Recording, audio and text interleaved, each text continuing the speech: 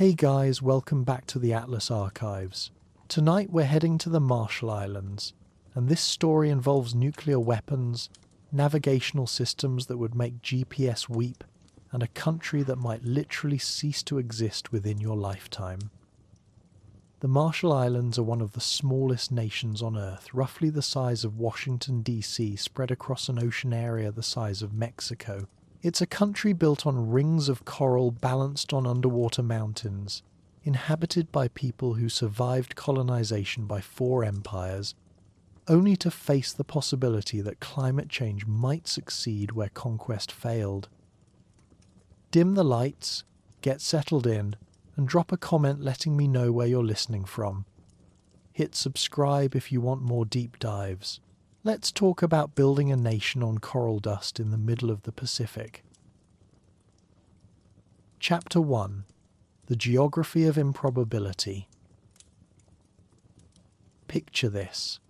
You're floating in the middle of the Pacific Ocean, roughly halfway between Hawaii and the Philippines, in a stretch of water so vast and empty that early European explorers sometimes sailed right past the Marshall Islands without noticing they were there. Which is honestly impressive considering we're talking about over 1,000 individual islands.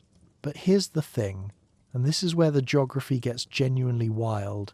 The total land area of all those islands combined is about 70 square miles. That's it.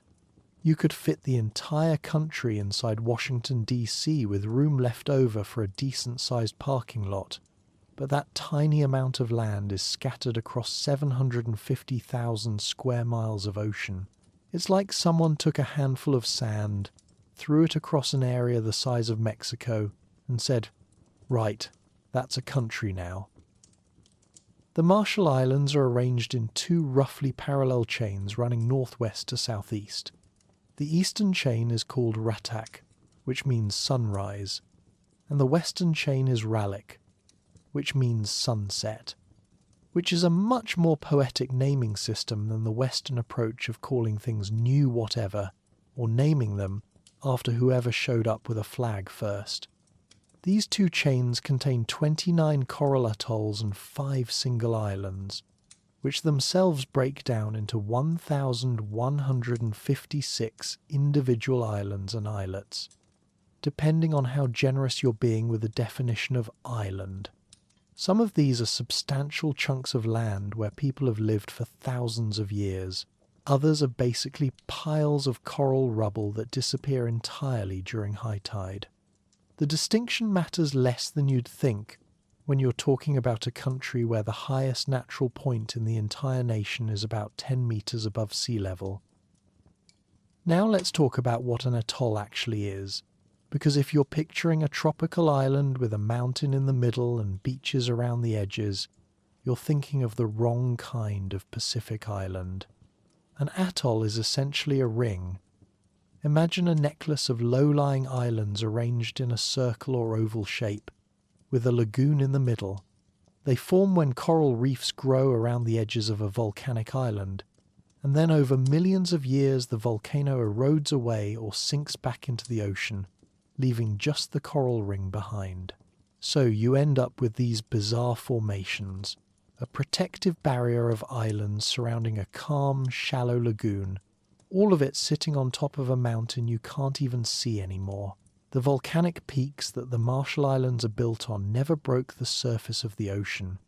They're just down there, lurking a few thousand feet below, serving as pedestals for rings of coral that decided to become a country. The largest atoll in the Marshalls, and actually the largest lagoon in the world by area, is Kwajalein.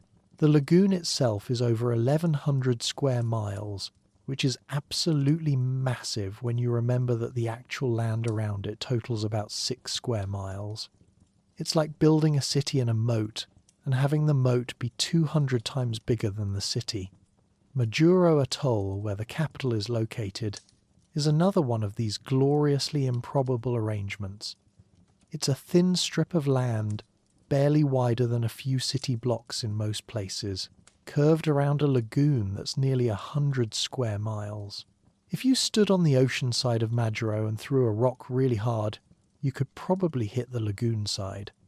The entire atoll is made up of 64 islands connected by causeways and bridges, stretching for about 40 miles end to end, but never getting wider than a few hundred meters. Living there must feel like inhabiting a very long, very skinny bracelet. Here's something that blew my mind when I was researching this.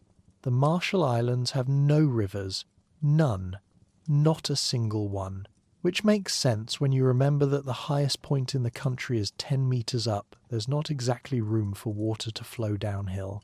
There are no streams, no lakes, no natural sources of fresh water at all except for rain. And coral atolls don't have aquifers the way continental landmasses do. The soil is mostly crushed coral, and whatever organic matter has managed to accumulate over the centuries, which means water just drains straight through. So for thousands of years, Marshallese people survived entirely on rainwater collection.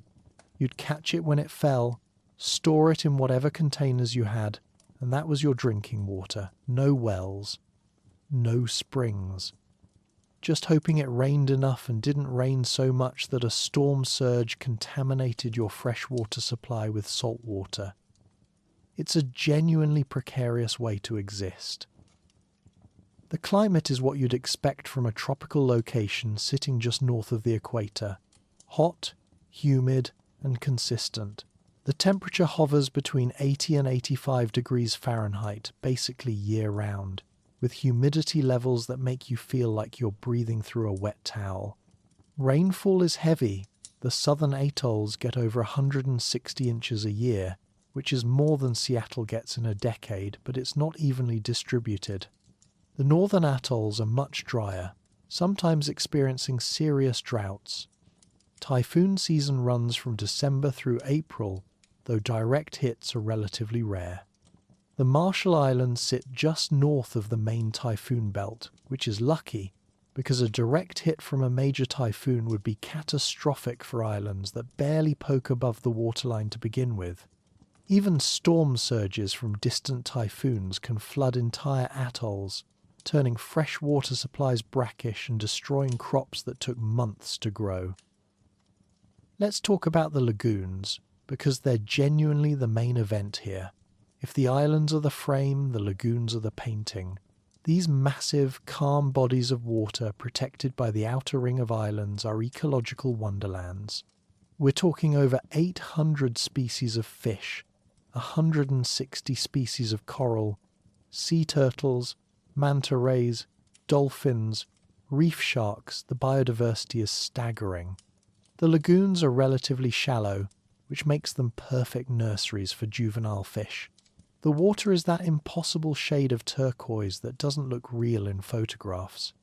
And for traditional Marshallese society, the lagoons were everything. Fishing grounds, highways between islands, sources of spiritual and cultural identity. If you wanted to travel between islands in the same atoll, you'd paddle across the lagoon. If you wanted protein, you'd fish the lagoon. The ocean side of the atolls, the part facing the open Pacific, was useful for certain kinds of fishing, but it was the lagoons where daily life actually happened. Now here's where we need to talk about navigation, because the Marshallese developed one of the most sophisticated seafaring traditions in the Pacific without compasses, maps, or any tools European sailors considered essential. They navigated by reading wave patterns. The Pacific has swells that radiate and reflect off islands in predictable ways. Marshallese navigators could feel these patterns in their canoes and use them to locate islands they couldn't see. They created stick charts, frameworks of palm fibers and shells that represented wave patterns. The shells showed where islands were. The sticks showed how waves moved around them. These weren't maps you'd take on voyages. They were teaching tools. The actual navigation happened in your body, in your ability to feel swells reflecting off an island 40 miles away. It makes modern GPS feel embarrassingly simple. The distances between atolls could be huge. Majuro to Kwajalein is about 250 miles. That's a long paddle in an outrigger canoe. reading wave patterns and hoping you calculated correctly. And yet people did it regularly, maintaining contact between far-flung communities, trading goods, arranging marriages. The ocean wasn't a barrier for the Marshallese. It was a highway system, a dangerous one where miscalculation meant drifting until you died of thirst, but still a highway. The isolation that European colonizers saw as defining wasn't something Marshallese navigators accepted. They looked at 750,000 square miles of ocean and said, "We can work with this." The soil situation is not great. Coral atolls are made of calcium carbonate broken down into sand and rubble. There's not much organic material naturally. Whatever soil fertility exists has been built up through human habitation, food waste, plant matter, composting over generations. You can grow some things, coconuts, breadfruit, taro in pits dug to the freshwater lens, but you're never getting agricultural abundance. The traditional Marshallese diet relied heavily on fish and coconuts, supplemented by whatever could be coaxed from coral sand. It was subsistence living that required intimate environmental knowledge and careful resource management. There was no margin for error. And now we get to the part that keeps Marshallese officials up at night: climate change. The highest point in the country is 10 meters above sea level. Most inhabited areas are less than 2 meters up. Rising sea levels aren't theoretical, they're an existential crisis happening now. Salt water is intruding into the freshwater lens under the islands. Storm surges that used to be rare are becoming common. King tides flood roads and houses. The coral protecting the islands is bleaching in warming waters. Scientific projections suggest large parts of the Marshall Islands could be uninhabitable by the end of this century. Not economically unviable, uninhabitable. The land will be underwater. Think about that for a second. This is a country with 4,000 years of continuous human habitation. A culture that developed sophisticated navigation techniques, built societies on fragments of coral, survived colonization by 4 different empires, and used as a nuclear testing ground. And all of that, the language, the navigation traditions, the stick charts, the outrigger canoes, the clan systems, everything might end, not because of war or conquest, but because the ocean is rising 10 millimeters per year and there's nowhere higher to go. The irony is brutal. The same ocean that the Marshallese learned to read and master, the ocean that connected their islands and sustained their societies, is now slowly reclaiming the land they've lived on for millennia. It's like being evicted by your oldest friend. The modern Marshall Islands import roughly 80% of their food, despite being surrounded by one of the richest fishing grounds in the Pacific. That shift from subsistence to dependence happened relatively recently, and it's tied to everything from American military presence to global economic integration to the simple fact that fishing from a canoe is hard work and opening a can of Spam is easy. But it means the country is vulnerable in ways that traditional Marshallese society never was. A supply ship doesn't arrive, people go hungry. Fuel prices spike, the cost of everything jumps. It's the paradox of modernization in these tiny island nations. You gain access to the global economy, but you also become dependent on it in ways that can be genuinely frightening when you're sitting on 70 square miles of coral in the middle of the Pacific. So that's the stage we're working with. 29 atolls scattered across an ocean the size of Mexico. No rivers, no hills, no natural fresh water. Lagoons full of fish and coral. Islands so low-lying that a strong storm can put them underwater.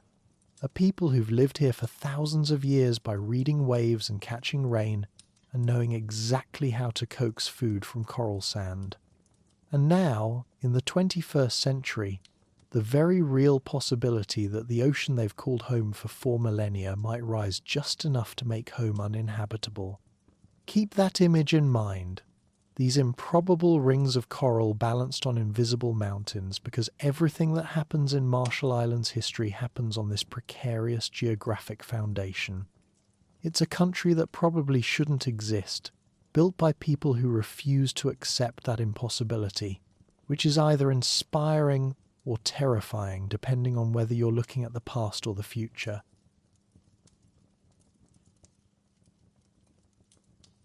Chapter 2. The First Arrivals. So who were the first people crazy enough to look at these scattered coral rings and think, we can make this work? The answer takes us back 4,000 years to around 2000 BCE, when adventurous Austronesians decided Southeast Asia was too crowded and packed up their outrigger canoes to head east into an ocean that seemed endless.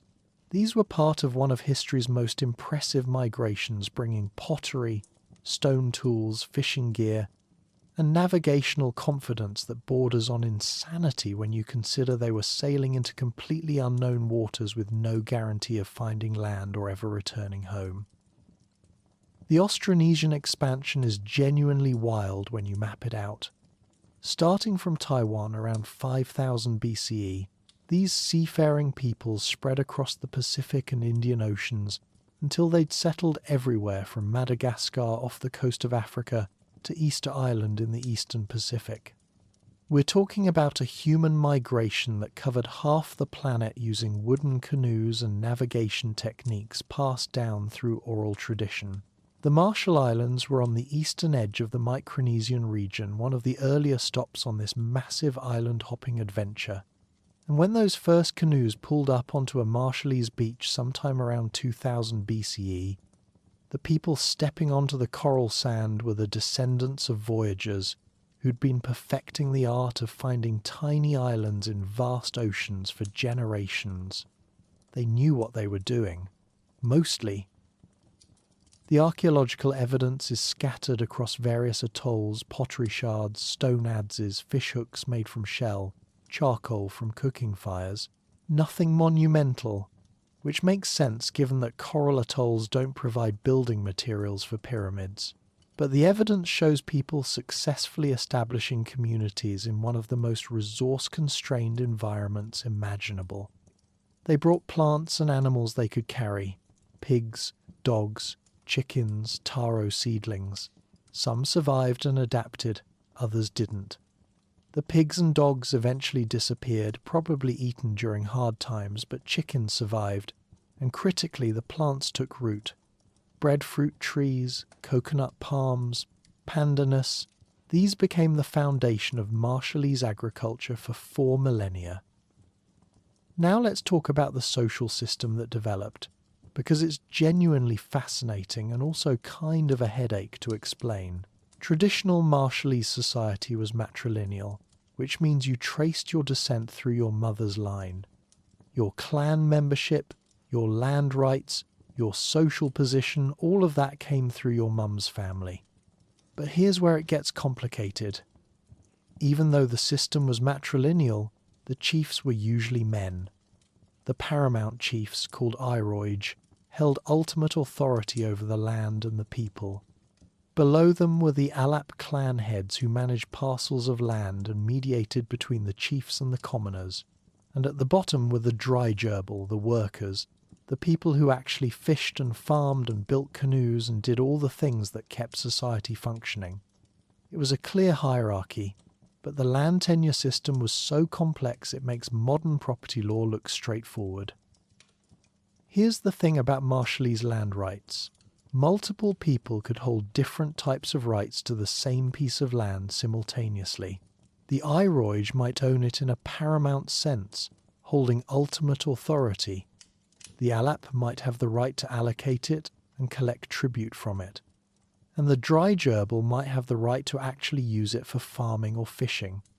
Everyone had legitimate claims, just different kinds of claims.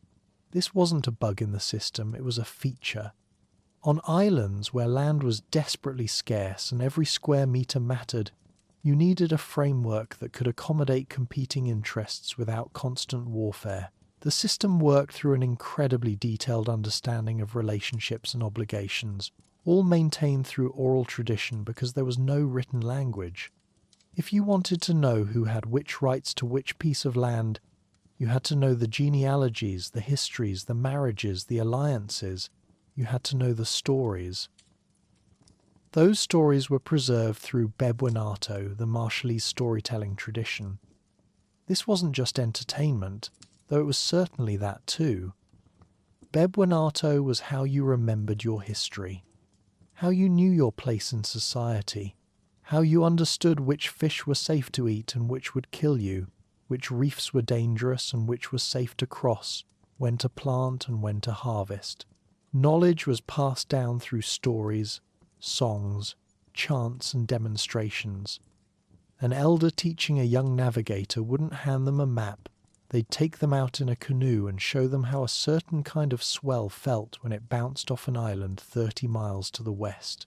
They'd tell them stories about the stars and about ancestors who'd made the same journey. It was an entire educational system built on memory and oral tradition, and it worked perfectly well for thousands of years until literacy arrived and suddenly everyone was expected to write things down. The canoes themselves deserve their own paragraph because they were genuinely the most important technology in Marshallese society. Without canoes, you don't have a society, you have isolated groups on different atolls slowly going mad from lack of contact with other humans. The outrigger canoe, called a wa, came in different sizes depending on purpose. Small ones for fishing in the lagoon, medium ones for travelling between islands in the same atoll, and large ocean-going vessels that could carry 20 to 30 people plus supplies and travel hundreds of miles between atolls. These weren't crude rafts, they were sophisticated watercraft built without metal tools, using techniques refined over generations. The hulls were carved and shaped from breadfruit wood. The sails were woven from pandanus leaves. The rigging was made from coconut fibre twisted into rope called senet, and the whole thing was held together with more senet and wooden pegs, creating vessels that were light enough to be fast but sturdy enough to handle open ocean conditions. Building one of these canoes was a community effort taking months. You needed specialists who knew how to select trees, shape hulls, balance them properly. And once built, constant maintenance was required because salt water and sun destroy wooden boats, but the investment was worth it. Canoes meant mobility, deep water fishing beyond the reef, trading with other atolls, young men travelling to find wives, preventing inbreeding that would doom small isolated populations. Canoes were freedom and survival in a wooden package. The navigation techniques we touched on in the last section were taught through those stick charts, meadow, metto, or rebelib depending on the type. These weren't nautical charts in any Western sense. They were abstract representations of wave patterns, with shells or coral pieces showing island positions and palm fibres showing how swells moved and interacted. A navigator would study these, memorizing the patterns, and then the real learning happened at sea. You'd go out with an experienced navigator, and they'd have you lie down in the bottom of the canoe feeling the motion. "That's the swell from the northeast," they'd say. "Now feel how it changes when we're getting a reflection from Millie Atoll."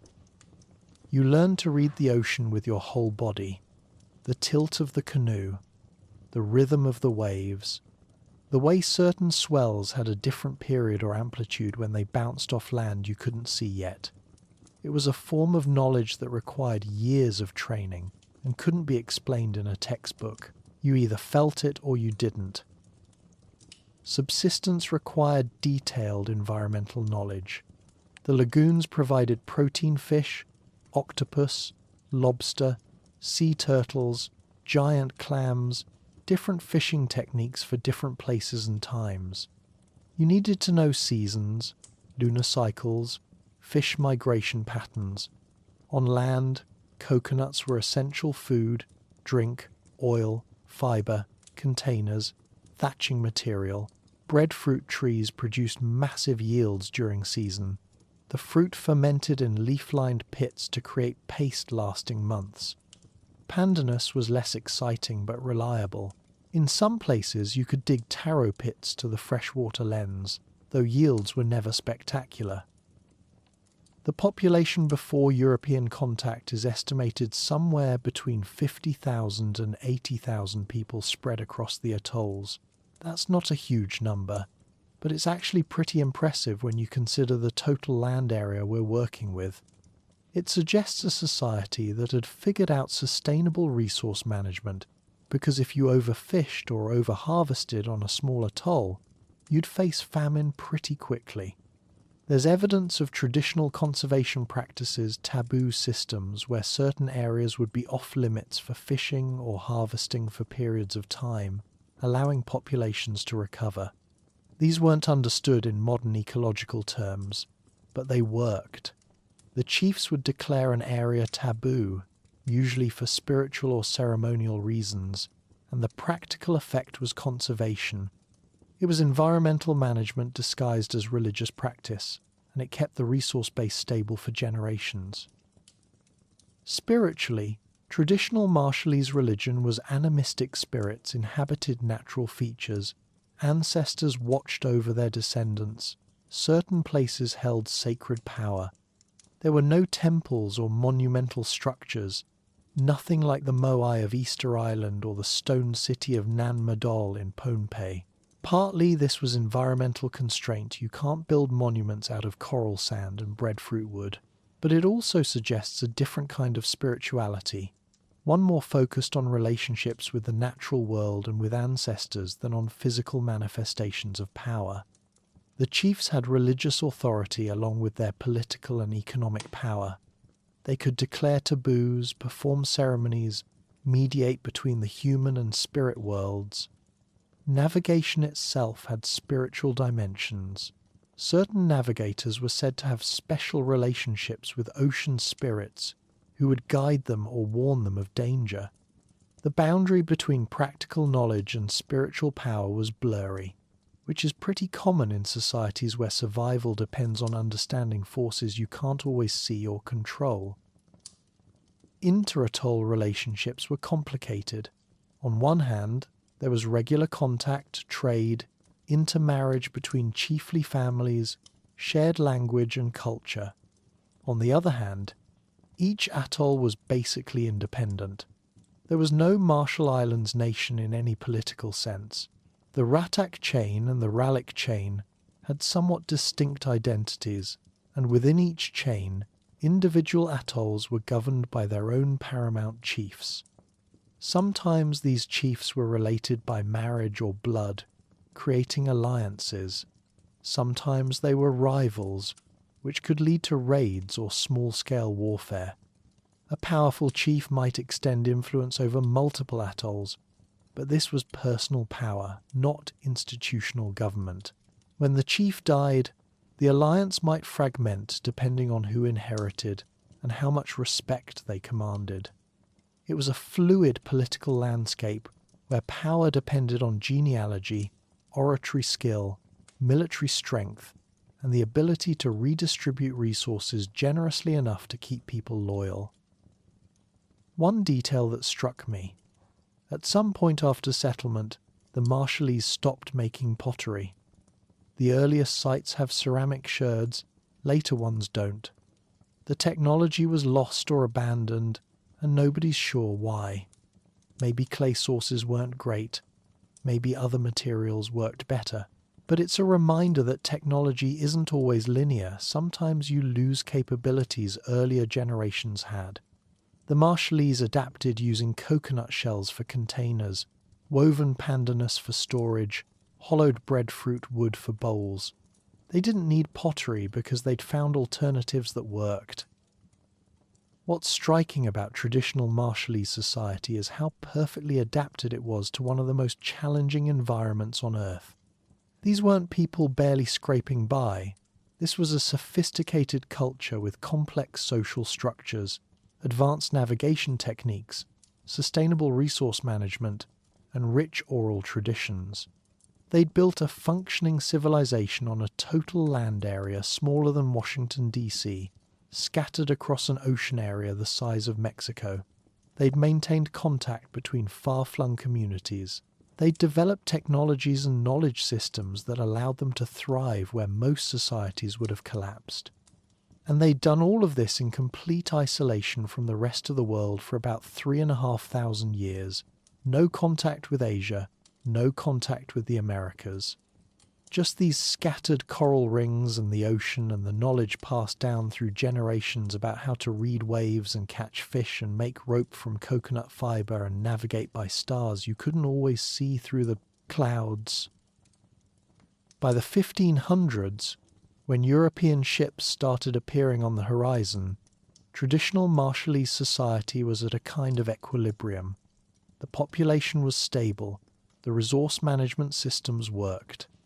The political structures, however complex and fractious, maintained enough order to prevent complete chaos. The navigation knowledge was being passed down to new generations. The lagoons were productive. Life wasn't easy, it never is on a coral atoll, but it was predictable.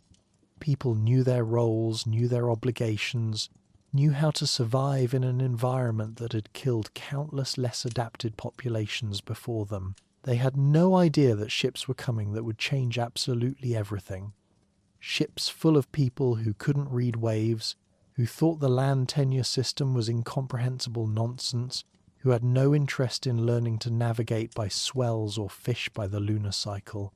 Ships full of people who looked at these scattered coral rings and saw not a sophisticated civilization adapted to extreme constraints, but primitive islanders who needed civilization brought to them, which is how these stories always start to go wrong.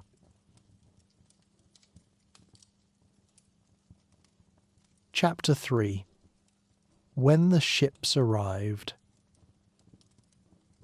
The first European to spot the Marshall Islands was Spanish navigator Alonso de Salazar, who sailed past in 1526 while seeking a route from Mexico to the Spice Islands.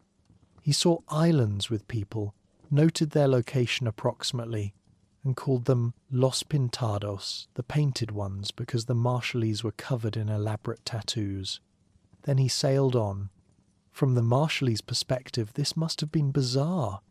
Strange ships with enormous sails, men with pale skin and metal armour, incomprehensible languages, and then just gone, like a fever dream that a few fishermen witnessed.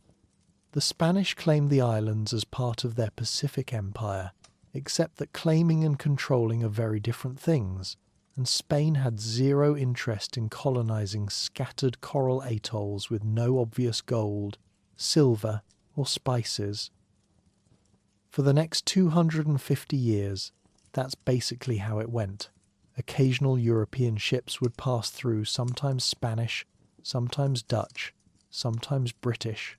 They'd make notes, update their charts, maybe trade a bit if they could communicate what they wanted, and then leave. The Marshall Islands were too remote to be useful as a regular stopping point, too small to support a plantation economy, too poor in obvious resources to justify the expense of colonization. So Spanish control meant essentially nothing. No missions, no garrisons, no governors, no taxes. The Marshallese went about their lives fishing, navigating, maintaining their complex social hierarchies, fighting their small wars completely unaware that on paper, some king in Madrid technically owned their islands. It's colonialism's laziest form. We claim it, but we're not actually going to do anything about it. The islands got their current name in 1788, when British captains John Marshall and Thomas Gilbert sailed through the area. They didn't discover anything people had been living there for 4,000 years, but they made detailed charts and sent them back to London, and eventually European mapmakers decided to call them the Marshall Islands. Gilbert got a nearby island group named after him too, so everyone went home happy except the Marshallese, who already had perfectly good names for everything and didn't particularly care what the British called them. The early 1800s brought more visitors. Russian explorer Otto von Kotzebue showed up and mapped some atolls with typical Russian thoroughness. American whaling ships started appearing regularly, hunting sperm whales in Pacific waters and occasionally stopping at the atolls to trade for fresh food and water. And this is where things got problematic. Whaling ships brought trade goods the Marshallese wanted: metal tools, cloth, new foods, but also diseases they had no immunity to. Measles, influenza, smallpox, typhoid. When you've been isolated for thousands of years, your immune system has never encountered these pathogens. No antibodies, no resistance, no defences. When a sick sailor came ashore, entire atolls got infected in weeks. The mortality rate was catastrophic.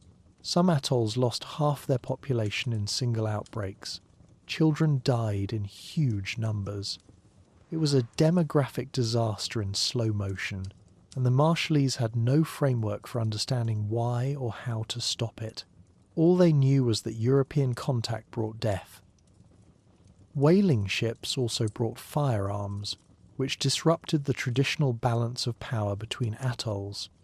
If one chief got access to muskets and his rivals didn't, he suddenly had a massive military advantage. Traditional warfare in the Marshall Islands had been relatively small-scale raids, skirmishes, occasional larger conflicts, but nothing approaching total war. Firearms changed that calculus. They made warfare deadlier and gave enormous power to whoever controlled the trade relationships with visiting ships. Some chiefs became intermediaries, trading coconut oil and provisions for weapons and ammunition. This created new hierarchies and tensions that had nothing to do with traditional authority structures. The careful balance that had maintained relative stability for centuries was fracturing, and the Marshallese had to adapt to these new realities on the fly. In 1885, Germany decided it actually wanted the Marshall Islands. Not because they'd suddenly become valuable, they were still tiny coral atolls in the middle of nowhere, but because Germany was late to the colonialism game and was desperately trying to assemble a Pacific empire to compete with Britain, France, and the United States. Spain still technically claimed the islands, so Germany just bought them. The whole archipelago changed hands for the price of, essentially, Spain's acknowledgement that Germany could have them. The Marshallese, of course, were not consulted about this transaction. One day you're living under theoretical Spanish control that means nothing. The next day you're a German colonial possession, and the Germans actually planned to do something with you, which was worse. The German colonial administration set up headquarters on Jaluit Atoll and got to work making the Marshall Islands economically productive. They focused on copra-dried coconut meat pressed for oil used in soap, margarine, lamp fuel. Coconuts grew everywhere, so this made economic sense. The problem was that traditional Marshallese society was based on subsistence, not cash crops. You grew and caught what you needed, traded locally, lived within your atoll's ecological limits. The Germans wanted industrial-scale coconut production, which meant transforming the entire economy. Contract labour, cash payments, trade stores selling imported goods. Suddenly you needed money to buy things you used to make yourself, which meant producing copra to earn money, which meant devoting time to harvesting coconuts instead of fishing or maintaining taro pits. The Jaluit Gesellschaft, a German trading company, basically ran the islands as a commercial enterprise with government backing. They built warehouses, docks, administrative buildings. They brought in labourers from Japan and other Pacific islands to supplement Marshallese workers. They set up a system where the traditional chiefs remained nominally in charge but were really just intermediaries enforcing German policies. Need to collect copra quotas? Get the local Iroij to organise it. Need to resolve a dispute? Have the Alap handle it, but make sure the resolution aligns with German interests. It was indirect rule cheaper and easier than direct administration, but just as effective at extracting resources and reshaping society. The chiefs who cooperated got access to trade goods and maintained some power. The ones who resisted found themselves sidelined. Christian missionaries arrived during the German period, both Protestant and Catholic, competing for souls with the same enthusiasm that trading companies competed for copra. They built churches and schools. They taught literacy, which was genuinely valuable, but only in exchange for conversion. Traditional religious practices were suppressed as paganism. The complex animistic beliefs that had sustained Marshallese culture for millennia were suddenly reframed as primitive superstition that needed to be replaced with proper Christian doctrine. And here's the thing. Some Marshallese genuinely converted, finding meaning in the new religion.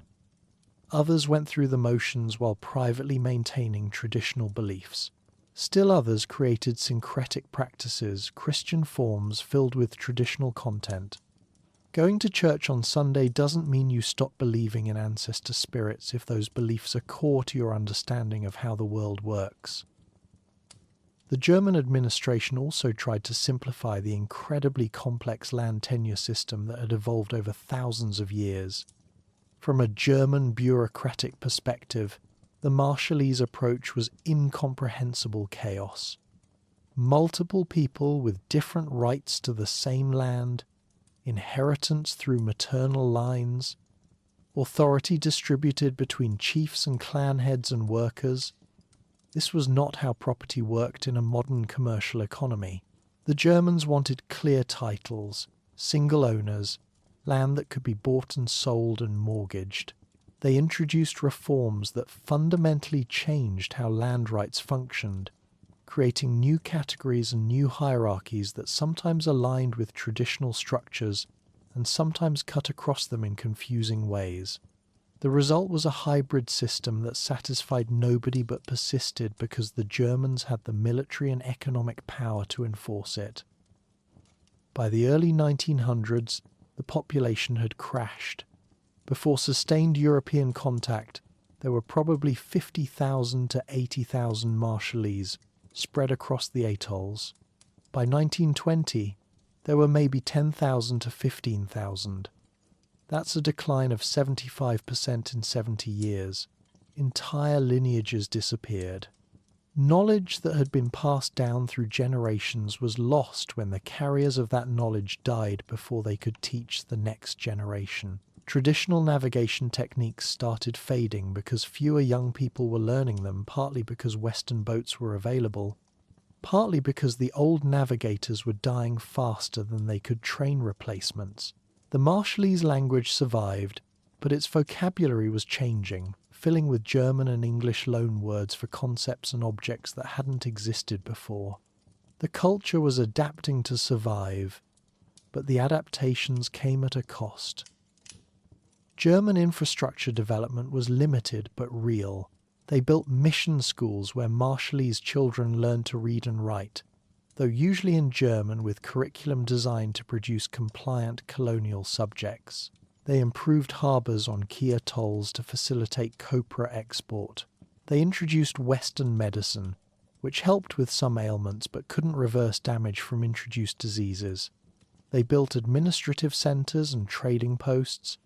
None of this was done for Marshallese benefit. It was all about making the colony economically productive, but it changed daily life.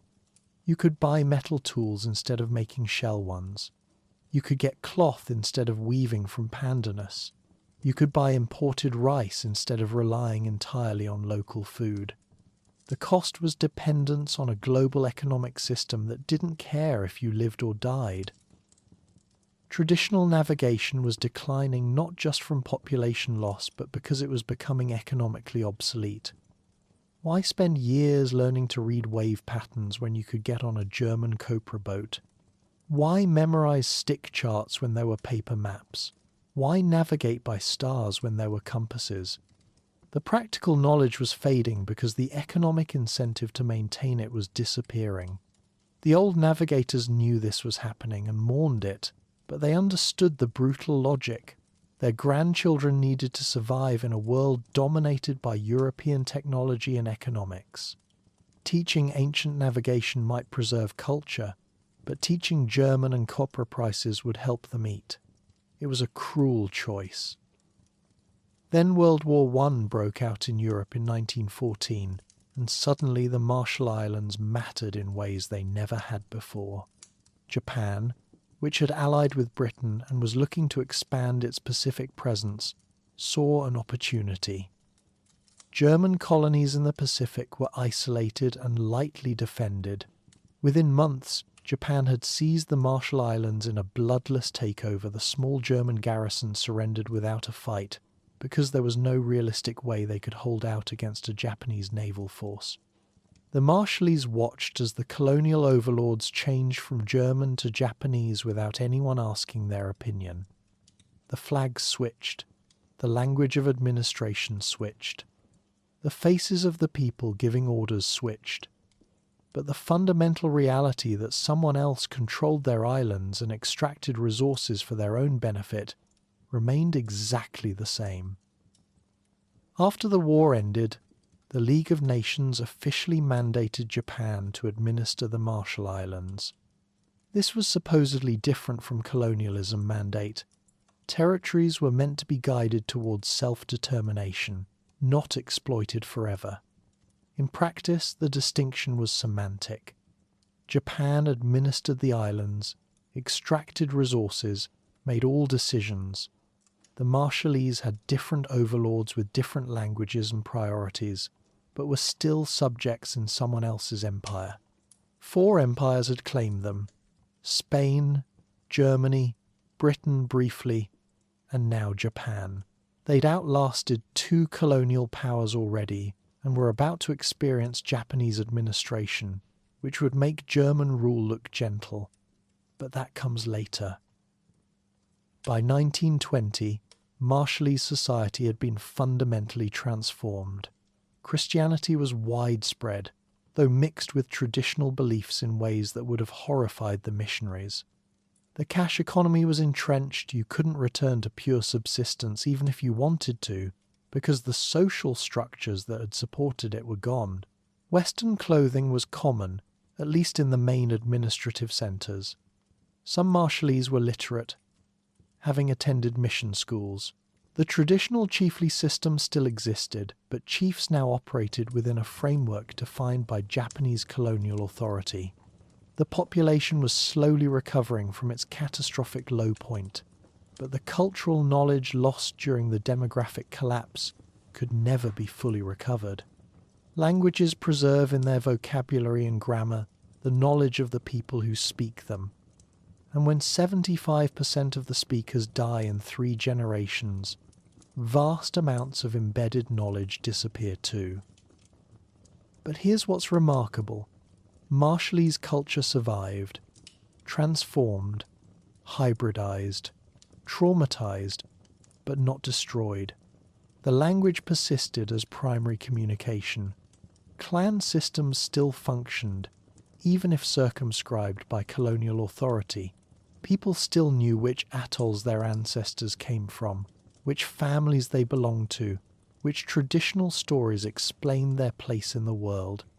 The stick charts might be gathering dust, but the knowledge they represented that the ocean could be read, that navigation was both practical and sacred, that humans could master impossible challenges through observation, and accumulated wisdom remained alive in cultural memory. 350 years since that first Spanish ship appeared. The Marshallese had lost 3/4 of their population to disease, had their economy restructured, their religion suppressed, their land tenure scrambled, and yet they remained identifiably Marshallese. That's resilience. And they were going to need it for what came next.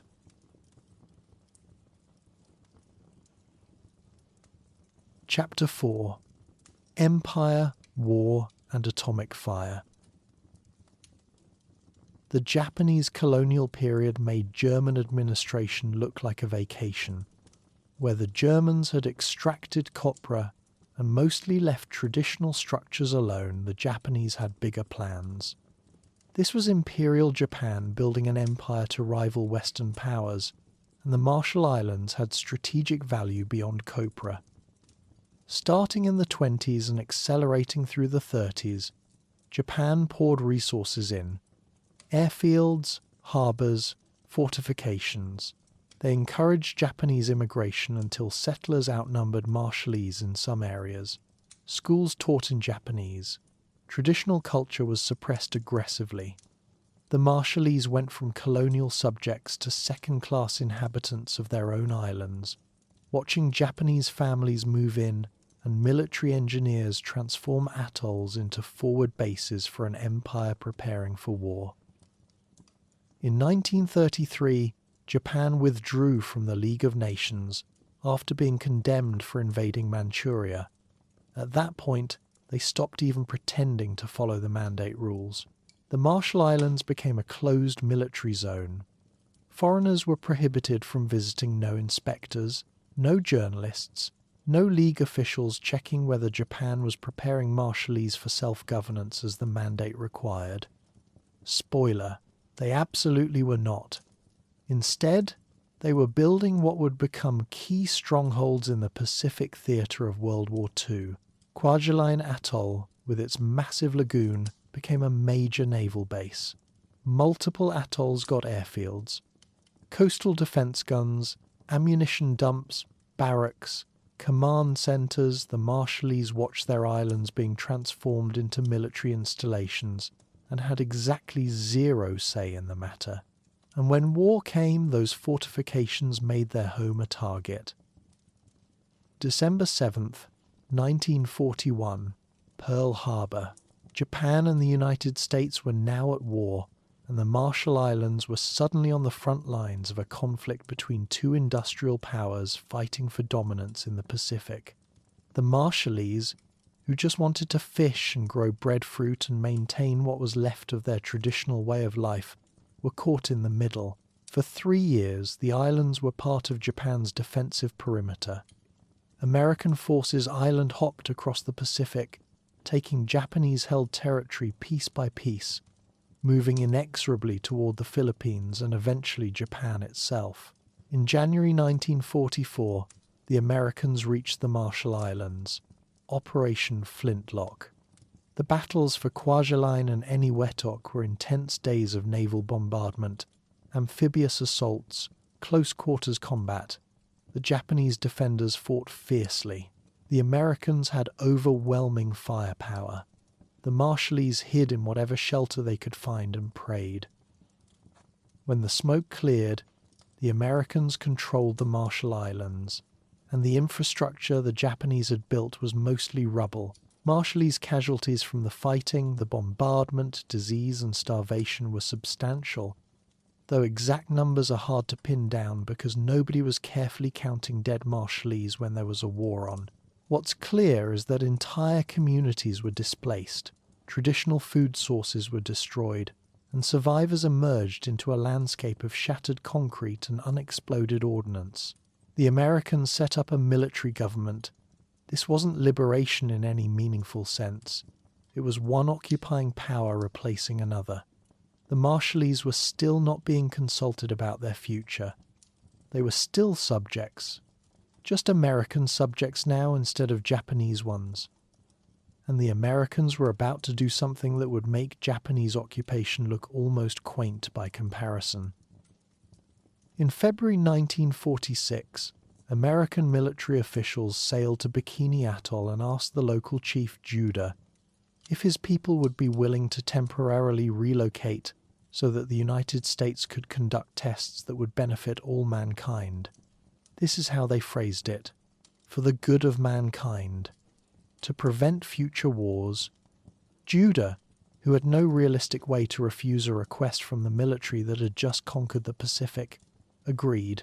The 167 residents of Bikini Atoll were relocated to Rongerik Atoll, which was smaller, had fewer resources, and couldn't support their population. The Americans promised this was temporary. They promised compensation. They promised the Bikinians could return once the tests were complete. These were lies. though possibly the officials making these promises genuinely believed them at the time.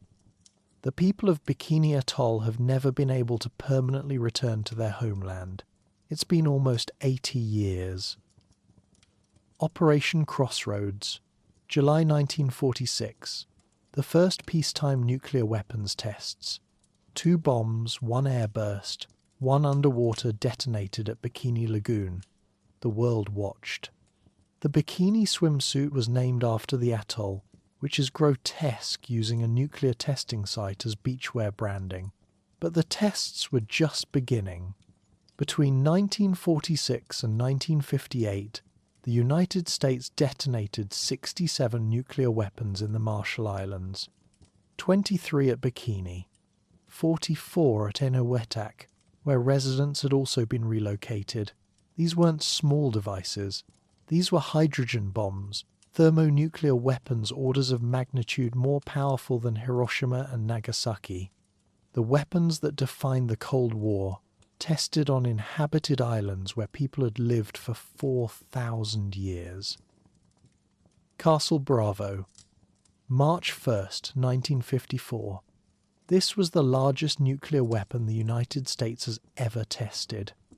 15 megatons, 1,000 times more powerful than the Hiroshima bomb. It was supposed to be a test of a deliverable hydrogen bomb design. What it became was a catastrophe. The yield was more than twice what the scientists predicted. They'd miscalculated the fusion reaction. The mushroom cloud rose into the stratosphere. Radioactive fallout spread across a much larger area than expected, carried by winds that didn't cooperate with the safety models. Inhabited atolls downwind Rongelap, Rongerik, Utarik were showered with radioactive ash that the residents thought was snow, because they'd never seen snow, and this white powder was falling from the sky, and nobody had warned them that this could happen. The people on Rongelap Atoll were exposed to serious radiation.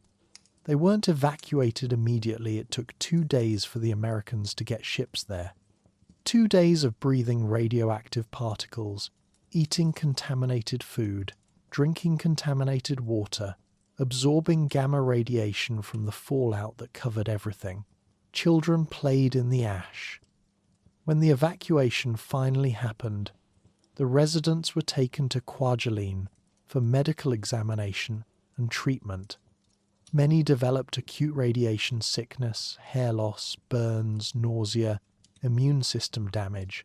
Over the following decades, thyroid cancers would appear at rates far above normal. Leukemia, other cancers, birth defects so severe they're still referred to in Marshallese memory as jellyfish babies, children born without bones, their bodies unable to form proper skeletal structures. The genetic damage was passed down generations. People who were children during Castle Bravo are still dying from radiation-related illnesses today. The United States government's response was inadequate in ways that border on criminal. Compensation was promised, but delivered slowly and insufficiently. Medical monitoring happened, but often in ways that felt more like studying the effects of radiation on human subjects than actually caring for patients. The Atomic Energy Commission conducted research on the exposed populations that provided valuable data about radiation effects, which is useful for understanding nuclear weapons impacts, but is cold comfort when you're the test subject. The Bikinians, meanwhile, had been moved from Rongerik to Kwajalein to Kili Island, each relocation bringing new problems. Kili had no lagoon, it was a single island, not an atoll, which meant the fishing-based subsistence lifestyle was impossible. It flooded regularly. The resources weren't adequate. Communities that had been cohesive for generations were scattered, their social structures disrupted, their connection to ancestral lands severed.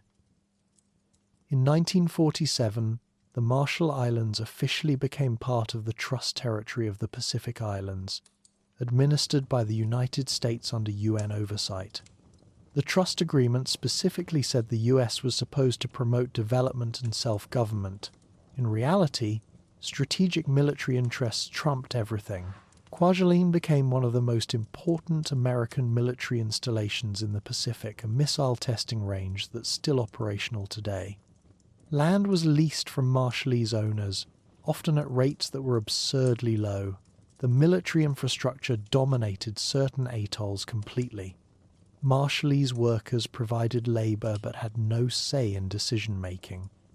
The Trust Territory Administration was supposed to prepare the Marshall Islands for self-governance, but how do you prepare for self-governance when a significant portion of your land is radioactive or being used as a missile range? The environmental damage from testing is hard to overstate.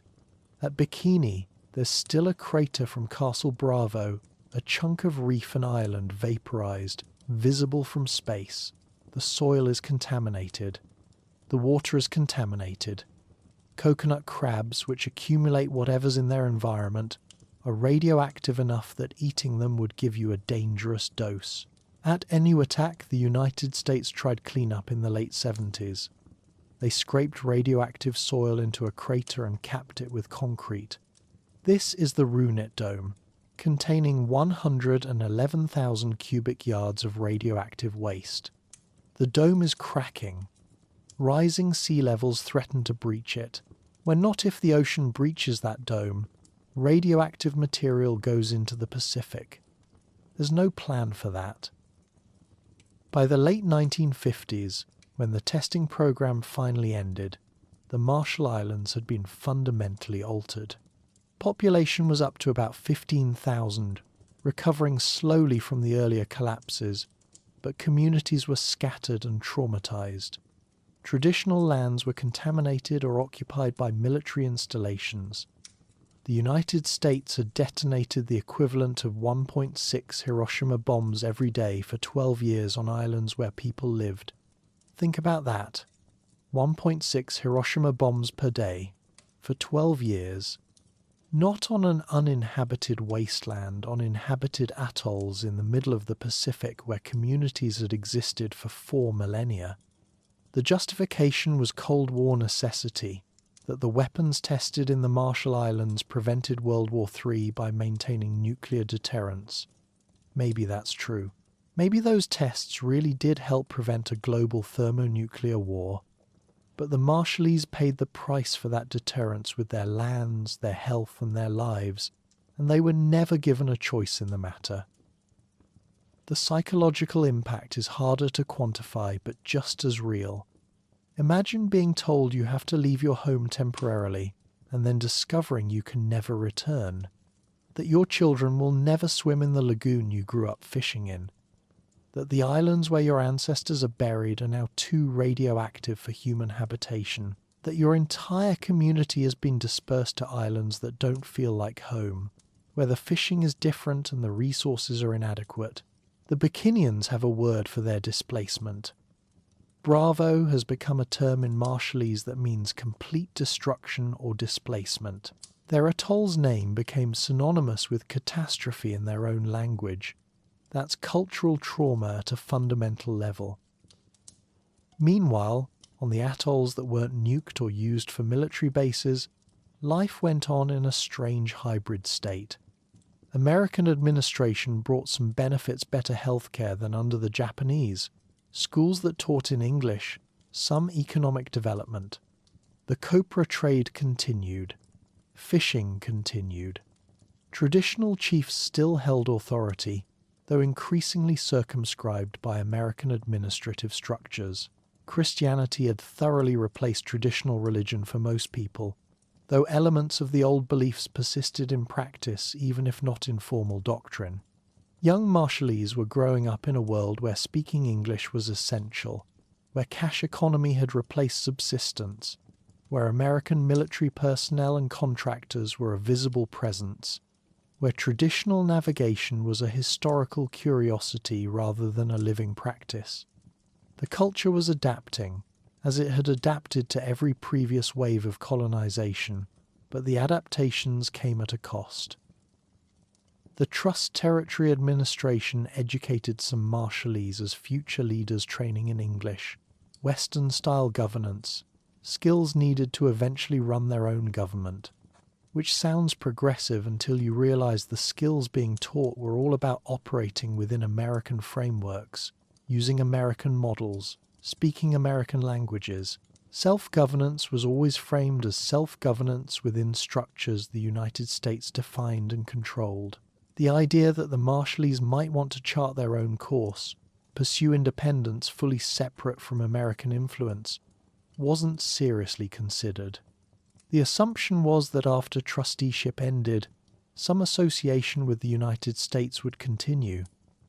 The power imbalance was so enormous that alternative futures seemed impossible. By 1960, the Marshallese had survived 4 colonial powers, a world war fought on their islands, and a nuclear testing program that used their home as a laboratory for weapons of mass destruction. The population was slowly growing. Some atolls were habitable and functioning, others were radioactive wasteland. Kwajalein was an American military reservation. The Bikinians and Eniwetakers were living in exile. Radiation-related illnesses were appearing in populations that had been exposed. The clan systems that had organized society for thousands of years were still functioning but strained by displacement and social disruption. The language survived, carrying with it the cultural knowledge that hadn't been lost. But younger generations were increasingly bilingual, with English as the language of advancement and opportunity. What the Marshall Islands would look like in the future was unclear, but one thing was certain: they would never be the same as they were before the ships arrived. The only question was whether they could navigate the path from colonial subject to independent nation while preserving enough of their culture to remain recognizably Marshallese. That struggle was just beginning.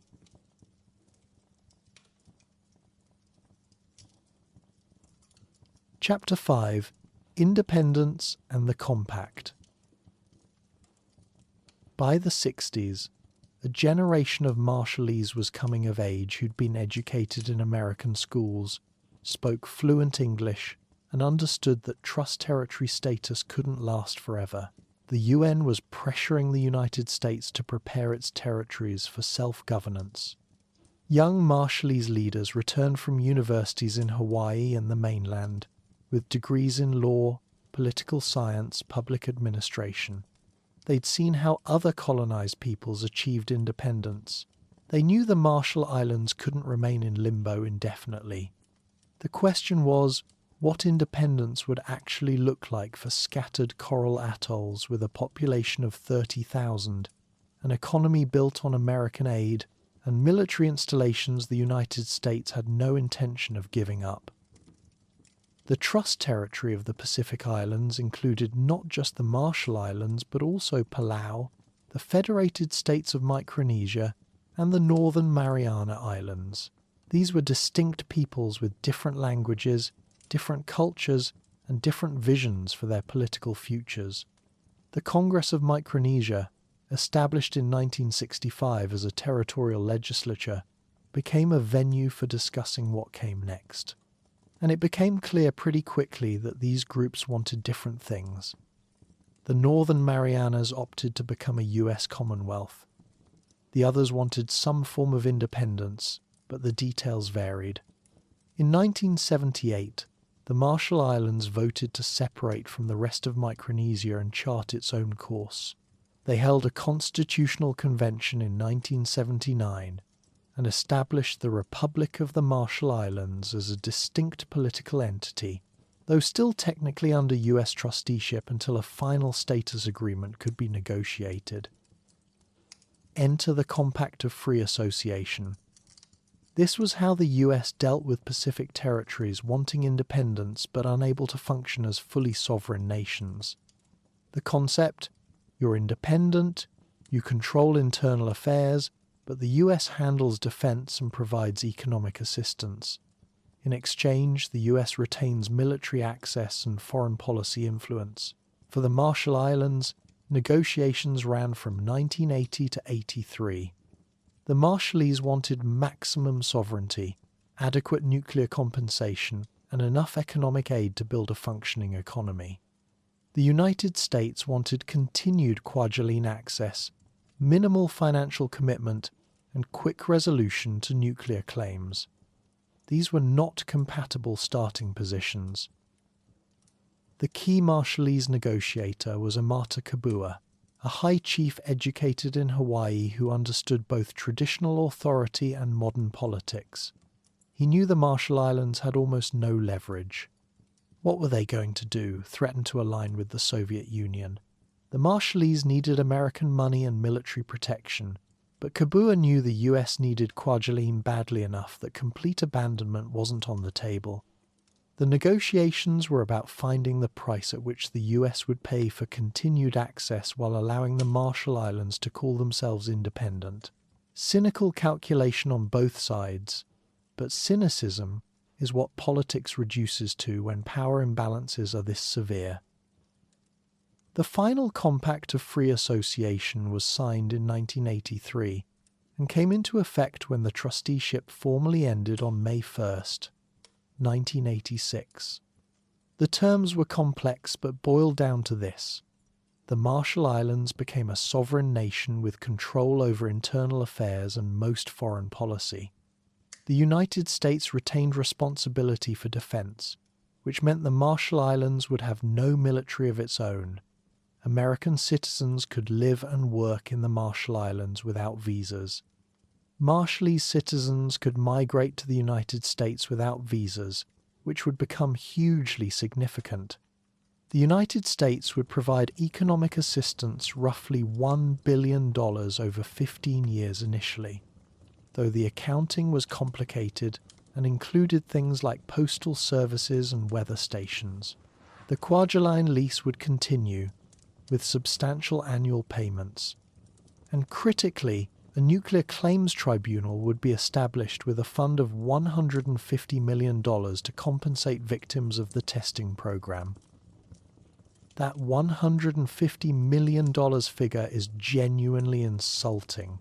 The tribunal heard claims from displaced Bikinians, irradiated Rongelap residents, anyone who developed radiation-linked cancers, anyone whose land was contaminated.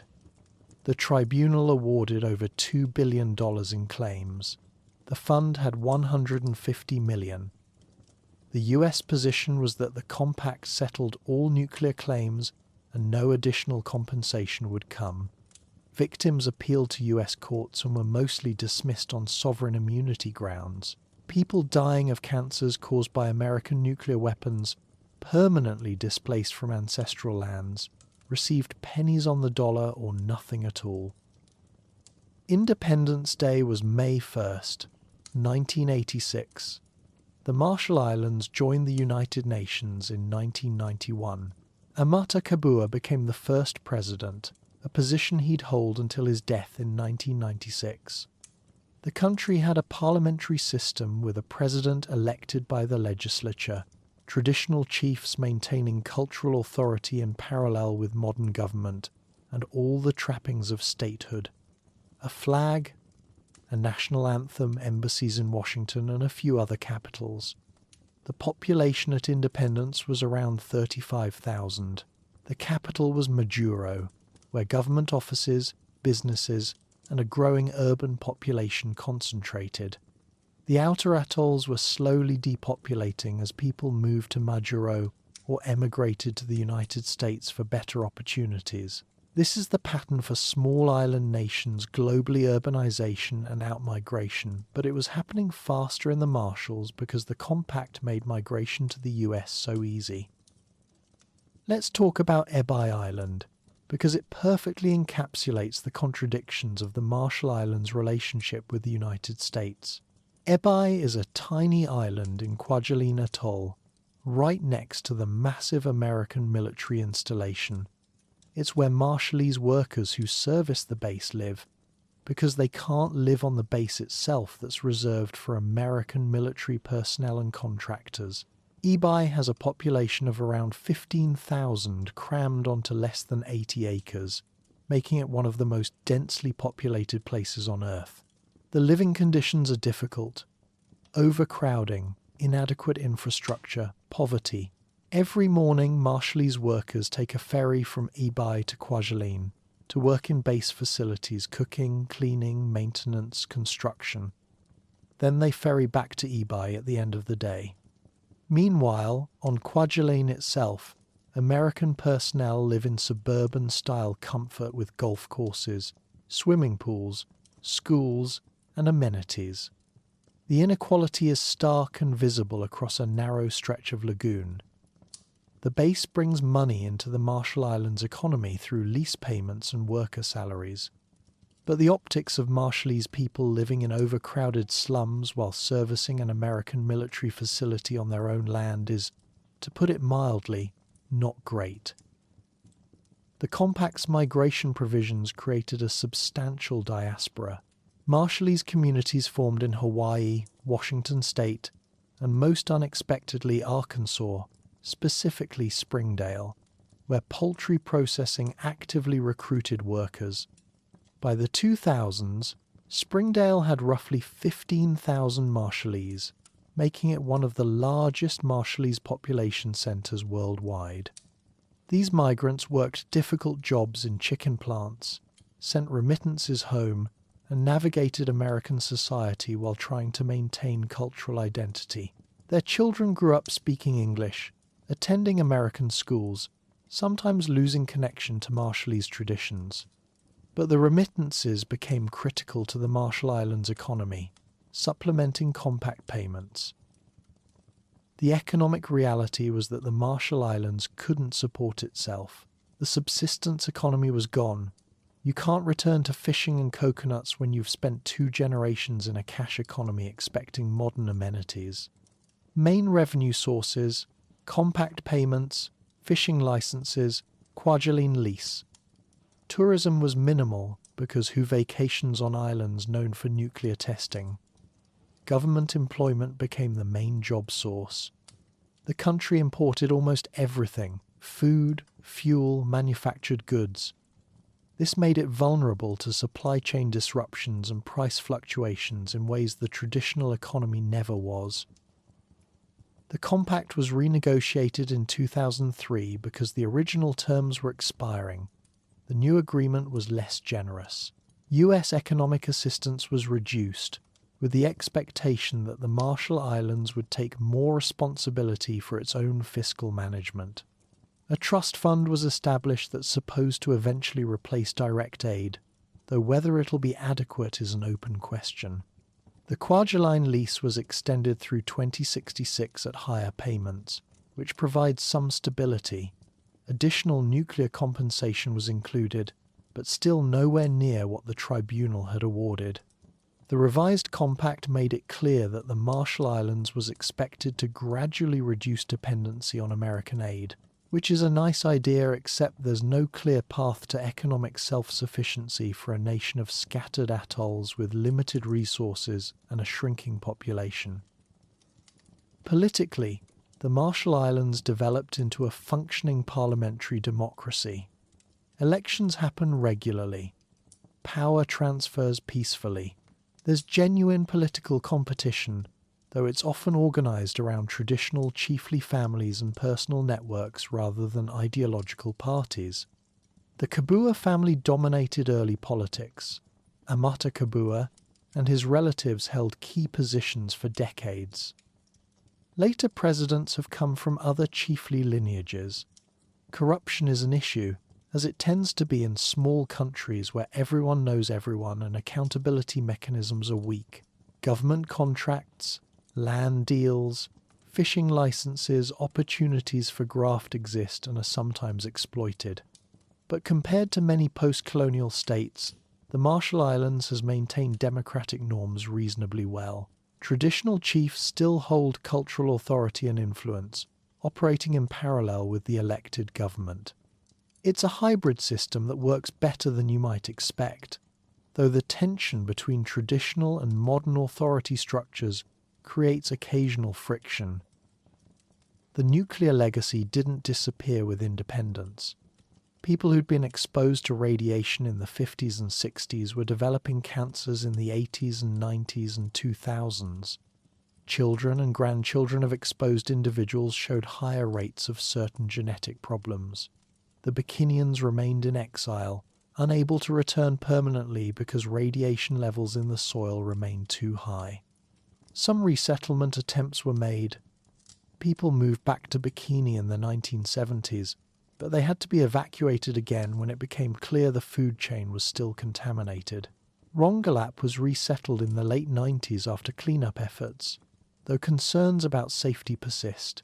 The Runit Dome continues cracking. Health monitoring continues for affected populations, but actual treatment and compensation remain inadequate.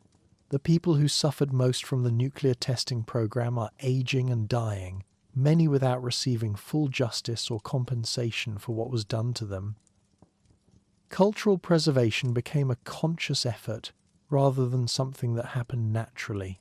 Language programs in schools tried to ensure young people learned Marshallese, though English remained dominant in education and business.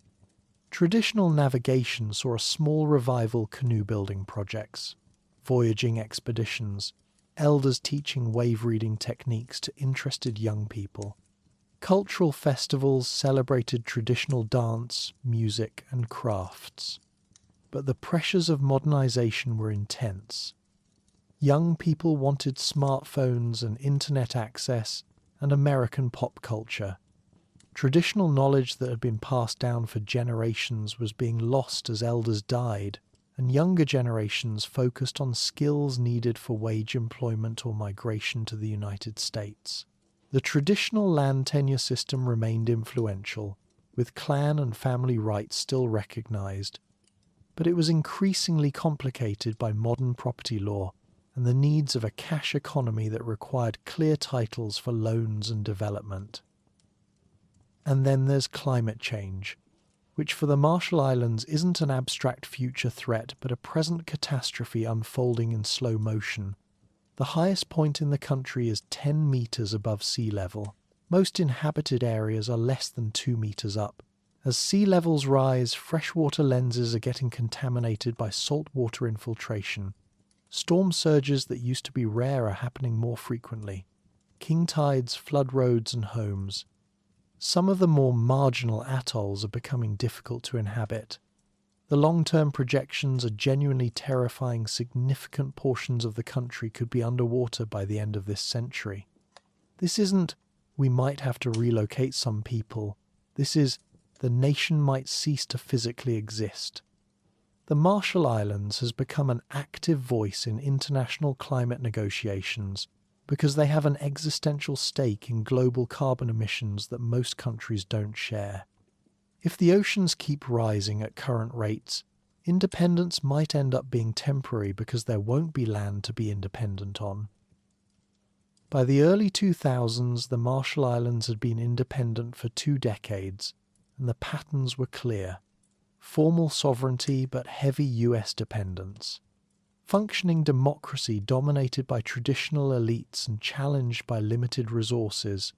Growing diaspora sending remittances while home population declined. Ongoing nuclear consequences with inadequate compensation. Culture adapting to modernity while maintaining traditional identity. And climate change threatening to drown the country entirely.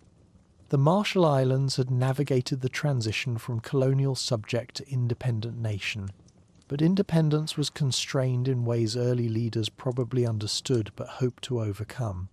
The constraints remained. What had changed was managing these challenges as an independent nation rather than as subjects of someone else's empire. That mattered. But it didn't solve the fundamental problems of being 70 square miles of coral in a rising ocean. The struggle continued, as it had for 4,000 years, just with different challenges and stakes.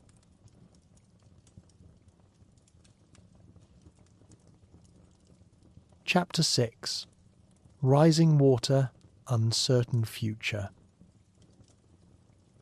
Welcome to the 21st century Marshall Islands, where everything that came before is being overshadowed by a crisis nobody alive today caused. The ocean is rising. 3 to 4 millimeters per year. which doesn't sound like much until you remember most of the Marshall Islands sits less than 2 meters above sea level. Some projections say major atolls become uninhabitable by 2050. Some say 2070. The exact timeline matters less than the basic fact. A nation that's existed for 4,000 years faces the possibility that their country will cease to physically exist because the world burned too much coal and oil. The population is around 59,000 citizens, but only 42,000 actually live in the country. The rest are in diaspora, mostly the United States. Of those in the Marshall Islands, 2/3 concentrate on Majuro. Outer atolls are emptying as young people migrate to Majuro or the US, where the ground isn't disappearing. Majuro is crowded, infrastructure strained, lagoon polluted. Some outer atolls have populations in the dozens, mostly elders refusing to leave ancestral lands. Sustainability stopped being the primary concern when sea level rise became existential. Climate change hits both dramatically and insidiously. King tides flood roads, homes, farms with salt water. These used to be rare. Now they happen multiple times yearly. The insidious part is freshwater lens contamination. The only fresh water collects in a pocket under islands, floating on denser salt water beneath. As seas rise and storm surges increase, salt water intrudes. Drinking water becomes brackish. Desalination plants are expensive and require imported fuel. Climate change creates problems requiring solutions that create new dependencies. The Marshall Islands has become one of the most vocal climate advocates internationally. Former President Hilda Heine, first female president, serving 2016 to 20, was particularly active in UN negotiations. The Marshall Islands helped form the coalition of atoll nations on climate change. Their position is simple. Major emitters must cut emissions dramatically because small island nations contributed almost nothing but pay the highest price. The moral authority is undeniable. You used our islands as a nuclear testing ground, and now your emissions are drowning what's left. At what point do you take responsibility? There's a slogan. We are not drowning, we are fighting. It's defiant, admirable and heartbreaking, because the fight might not be winnable. Emissions keep rising. Major emitters make pledges and don't meet them. The Marshall Islands can advocate perfectly, have the moral high ground completely, and none of it matters if China, the US, India and the EU don't actually reduce emissions. They're fighting economic and political forces that don't care enough to change quickly enough, and the ocean doesn't negotiate. COVID was its own disaster. The Marshall Islands closed borders in March 2020 and kept them closed for 2.5 years, making it one of the last countries to record a case. 0 cases until October 2022 is impressive, but the economic cost was devastating. Tourism disappeared, fishing license fees dropped, supply chains became precarious. The country survived on remittances and compact payments. When borders reopened, COVID spread quickly, but most people were vaccinated and worst outcomes were avoided. Isolation can protect you but also strangle you economically. The Runit Dome is still cracking. A 2019 UN report confirmed it's leaking radioactive material. The dome was never meant to be permanent. It was supposed to last until the US figured out something better. That was 40 years ago. Nothing better has been figured out. Rising seas threaten complete breach, releasing radioactive waste into the Pacific.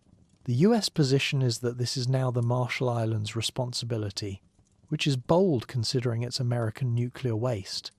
The dispute continues. The dome continues cracking. The water continues rising. Nuclear victims are still dying. People who were children during Castle Bravo are in their 70s and 80s now if they survived. Many died from radiation-related cancers without adequate compensation. The Nuclear Claims Tribunal paid out what it could from its inadequate fund and went dormant. Some victims received thousands, some received nothing. The US position remains that the compact settled all claims. Legal avenues are exhausted. The people who suffered most are dying without full justice, which seems to be the pattern for historical injustices. Politically, the Marshall Islands functions as a stable democracy. Elections happen regularly, power transfers peacefully. Hilda Hines' presidency was historic first woman leader, focused on education reform and climate advocacy. Current President David Kabua is Amata Kabua's son. Political dynasties persist in small countries with limited educated leaders. Corruption remains an issue, limited transparency in government contracts, fishing licenses, land deals. But compared to catastrophic governance failures elsewhere, the Marshall Islands is doing okay. The challenge isn't governing badly, it's governing a country that might not exist in 50 years. The diaspora presents complexities.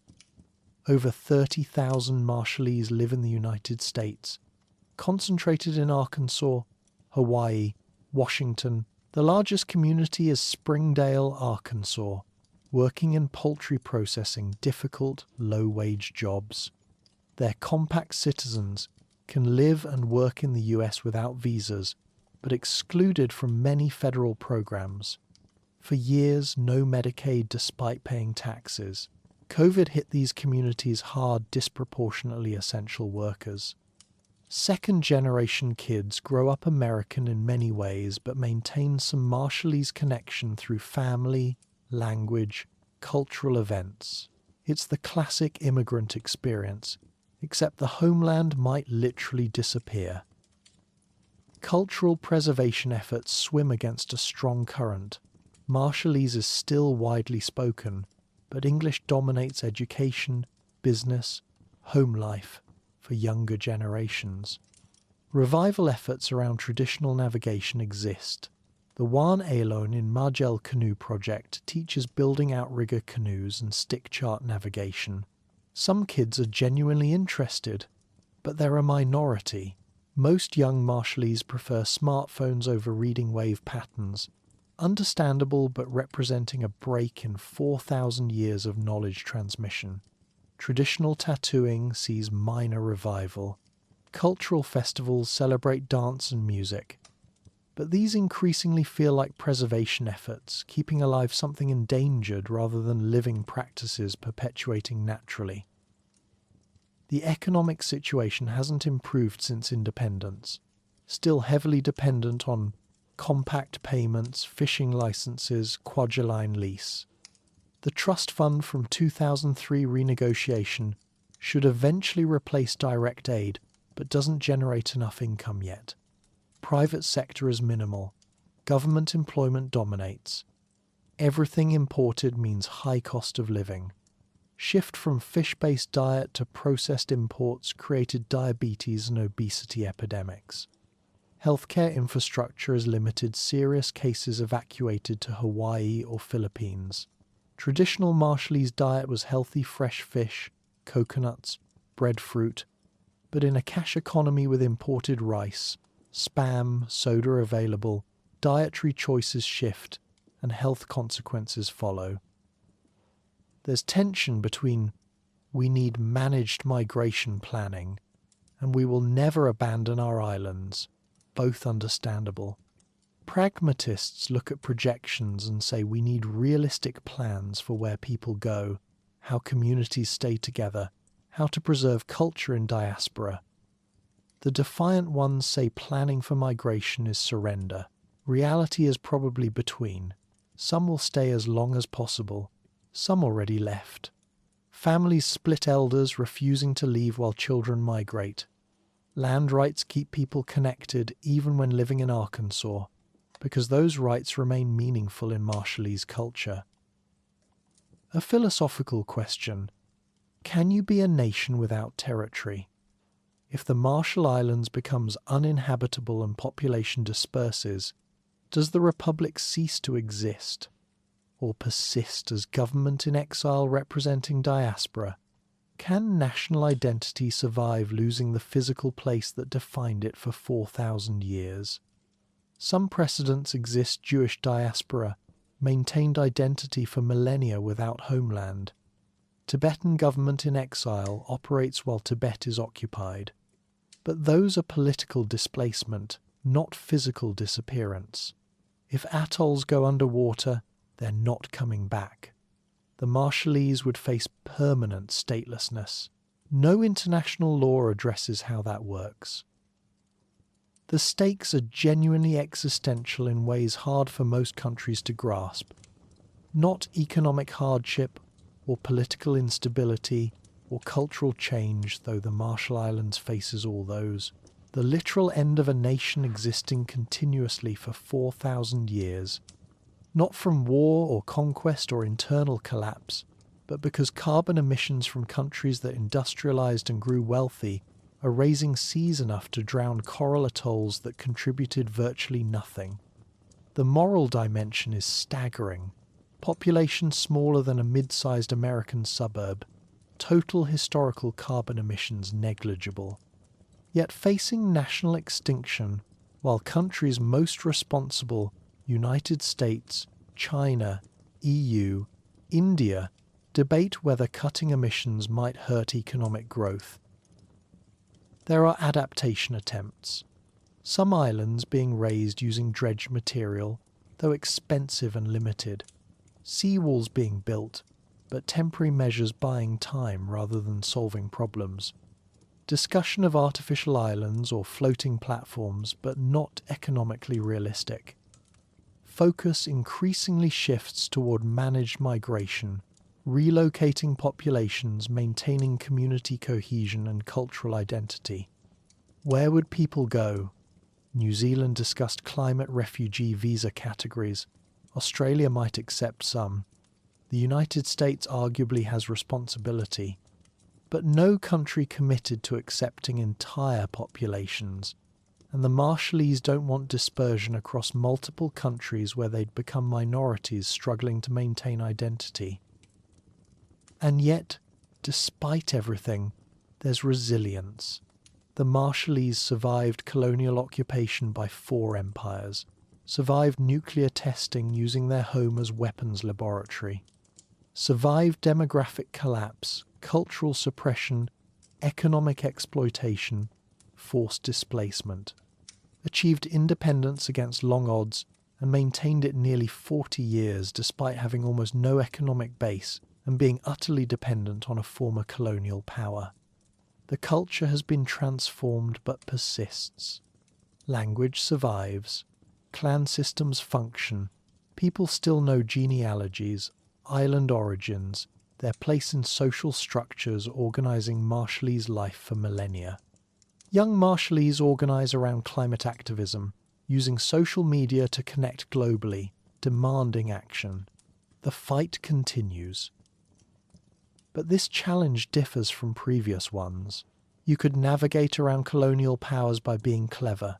You could survive nuclear testing by enduring. You could negotiate independence from weak positions.